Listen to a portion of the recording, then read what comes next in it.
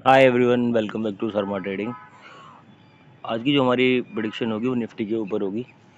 हम लोग आज से 90 डेज़ के लिए निफ्टी की डेली प्रिडिक्शन करेंगे। इस प्रिडिक्शन वीडियो के अंदर आपको बहुत कुछ मिलेगा, जैसे FI data, DI data, upcoming events कितने हैं, प्लस जो इम्पोर्टेंट चीज़ रहेगी कि आपको exact entry level, exit level plus SL दोनों तीनों चीज़ें मैं आपको बताऊंगा। और वो सारी चीज़ें होगी ऑप्शन बाइंग के लिए, सेलिंग के लिए और साथ साथ ही आपके फ्यूचर इंडेक्स के लिए भी होगी। तो कोशिश करना वीडियो को पूरी देखना और कॉन्सेप्ट को समझने की कोशिश करना। फर्स्ट ऑफ ऑल हम लोग क्या कर लेते हैं, अपनी अपकमिंग इवेंट और एफआई डेटा जो आज का बना है उसको एनालाइज कर लेते हैं। उसके अकॉर्डिंग फिर मार्केट में आगे प्रेडिक्शन करेंगे, साथ साथ ग्लोबल इंडेक्स को भी देखेंगे। ये देखो, आपके सामने की स्क्रीन दिख रही होगी, ये आने वाले इंडिया और यूएस के 9 तारीख से 27 तारीख तक के मेजर इवेंट हैं। अगर इसमें नॉर्मल इम्पैक्ट की बात करें मार्केट से, तो 10 तारीख को यूएस का रिटेल सेल्स, वाईओ, डीएससी, दिसंबर का, ये सब छोटे मोटे इवेंट्स हैं। जो एक थोड़ा सा इंडिया का एक इम्पैक्ट आने वाला है इन्फ्लेशन रेट को लेके, वो आएगा आपका 12 फरवरी को। अगर लास्ट डेटा की बात करें 1.33 है। देखो, इसको बेसिकली दिखाने का बेसिकली रीज़न क्या है। अभी देखो, मार्केट में आपने लास्ट टाइम अभी देखा होगा, Nifty around 800-900 point gap up खुला था, वो अलग बात है, सस्टेन नहीं हुआ। अब वो सारी चीज़ें जो होती है ना, इन्फ्लेशन के साथ होती है। आप इसको जब कोलैब करें, धीरे धीरे आप वीडियोस देखोगे तो अपकमिंग इवेंट में क्या क्या इम्पैक्ट पड़ सकता है उसको कवर करूँगा। बेसिकली बताने का वे ये है कि हम इस तरीके से वीडियो को आगे तक आपके लिए देंगे, तो आप जो कि आपके लिए फ्यूचर में बहुत ज़्यादा बेनिफिट होगी। और साथ साथ चीज़ें को भी आप सीखोगे कि कैसे इन्फ्लेशन रेट या फिर जो ट्रेड डील है, ये सारी चीज़ें पहले से फाइनलाइज होती है, उसको साथ साथ डेटा के साथ आपका क्या इम्पैक्ट होता है।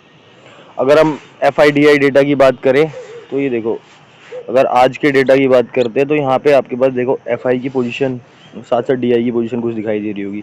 अगर एफ आई की नॉर्मल मार्केट पोजीशन की बात करें तो 69.45, ये सारा डेटा जो है करोड़ उसके अंदर है।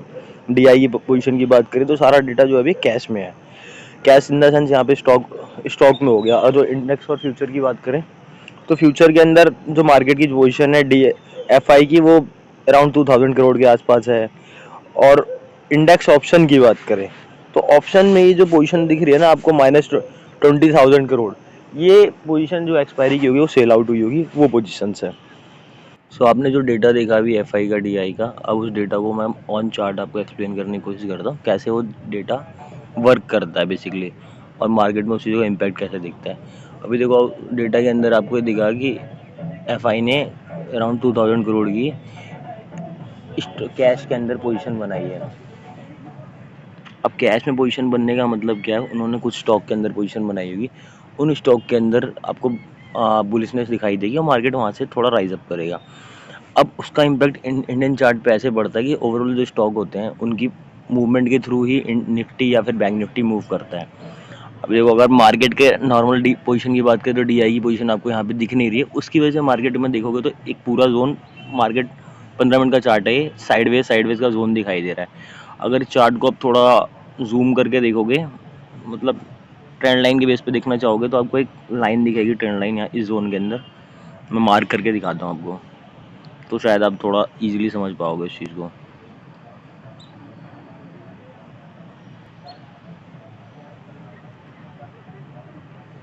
और कल इस ट्रेंड लाइन का आपको ब्रेक डाउन होता हुआ दिखाई देगा।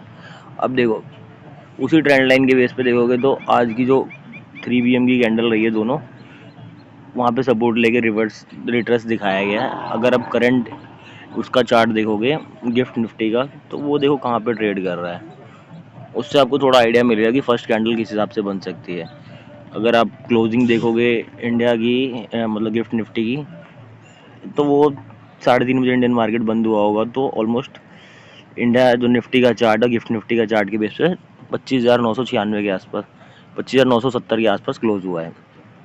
और वहाँ से देखो करंट ट्रेड कर रहा है ऑलमोस्ट 30 से 70 पॉइंट एबव में ट्रेड कर रहा है। बट इस जोन पे मार्केट रुक रहा है। अगर यहाँ से पुल बैक, रात तक पुल बैक ले लेता है तो ठीक है, वेल एंड गुड है।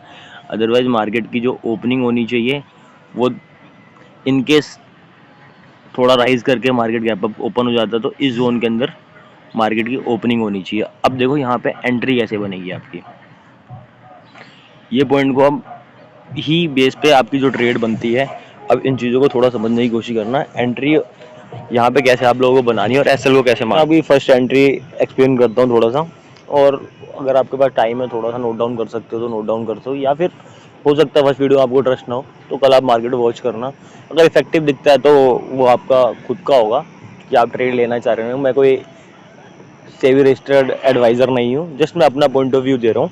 बाकी आपको ट्रेड लेना नहीं लेना वो आपका खुद का लॉजिक होगा। देखो मार्केट का मेरा फर्स्ट पॉइंट ऑफ व्यू है कि अगर मार्केट थोड़ा सा राइज करता है यहाँ पे तो इस जोन के आसपास ओपन होना चाहिए। इस जोन पे ओपन होने के बाद मेरे पास एक सिंगल एंट्री बन जाएगी 25,982 के बाद।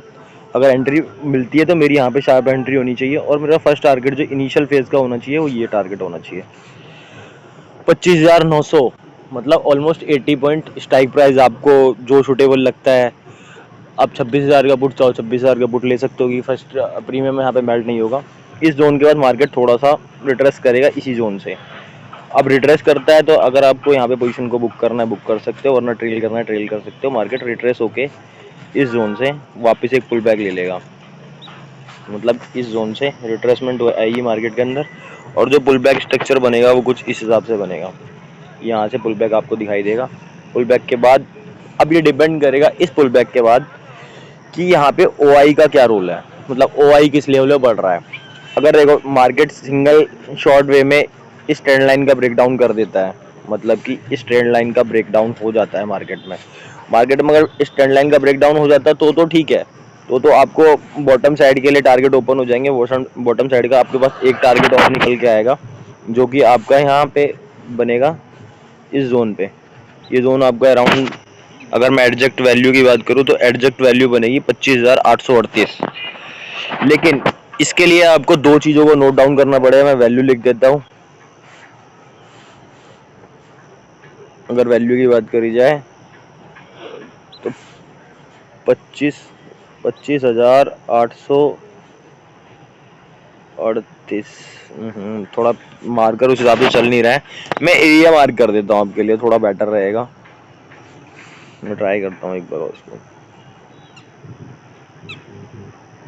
25,838 के आसपास आप नोट डाउन कर लें। 25,838 के आसपास जो है आपके पास एक लेवल मिलेगा। अगर इसका एक सीधा सा कॉन्सेप्ट होगा, अगर मार्केट में यहाँ पे OI जो है कॉल साइड का OI बढ़ रहा है तो डेफिनेटली आप ये टारगेट आपका रीच होगा। बट यहाँ पे एक थोड़ा सा जो कन्फ्यूजन क्रिएट हो रहा है वो DI की पोजीशन है। DI की पोजीशन इतनी ज़्यादा अमाउंट में नहीं दिख रही है, तो मार्केट का जो नॉर्मल सेंटिमेंट है वो छोटे छोटे कैंडल्स में बनेगा। मार्केट ओवरऑल कैंडल्स में फॉर्म करेगा। अगर मार्केट में थोड़ी भी पैनिकनेस क्रिएट नहीं होती है तो आपके पास यहाँ पे एक दूसरी एंट्री बनेगी। दूसरी एंट्री में आपको एक्सप्लेन कर देता हूँ कि आपको एंट्री कैसे बनानी चाहिए। दूसरी सेकंड एंट्री के लिए आपका जो नॉर्मल टारगेट होगा, फर्स्ट टारगेट आप इस जोन के बाद बुक कर सकते हो। यहाँ पे बुक करने के बाद आपके पास जो सेकंड एंट्री स्टार्टअप हो जाएगी वो इसी जोन के ऊपर से, इस जोन के ऊपर से 25,916 के बाद से आप एक कॉल की एंट्री बना सकते हो। जो आपका SL होगा वो SL जस्ट इसके नीचे का होगा, इस एरिया का। SL थोड़ा सा बड़ा होगा तो क्वांटिटी उस हिसाब से मैनेज कर लेना।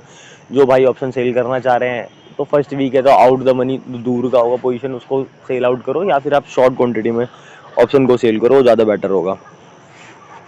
बाकी देखो दोनों कॉल साइड और बॉटम साइड की एंट्री मैंने बता दी। अगर मार्केट रैली में जाता है उसके लिए आपको OI को डेफिनेटली फोकस करना पड़ेगा। अगर OI वहाँ पे डाइवर्ट हो रहा है तो ठीक है, आपकी जो एंट्री है वो शार्प एंट्री बन जाएगी। अगर इसको छोटे टाइम फ्रेम पे आप देखना चाहो तो जैसे मैं एनालिसिस अभी 15 मिनट में कर रहा हूँ, बट अगर आप लोगों को थोड़ा मार्केट में शार्प एंट्री बनानी है, पॉइंट टू पॉइंट बनानी है, तो SL छोटे रखने हैं तो आपका टाइम फ्रेम छोटा कर देना।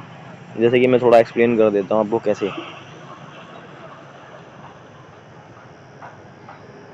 अगर मार्केट के normal support level, support resistance की बात करनी है तो वो चीज़ें देखो नॉर्मल है, हर वीडियो में आपको मिल जाएगा। बट मैं चाहता हूँ आप लोग थोड़ा सा डेप्थ में मार्केट को समझने की कोशिश करो ताकि जो पोजीशन है वो थोड़ा अच्छे से बन पाए, अच्छा पैसा कमा पाओ।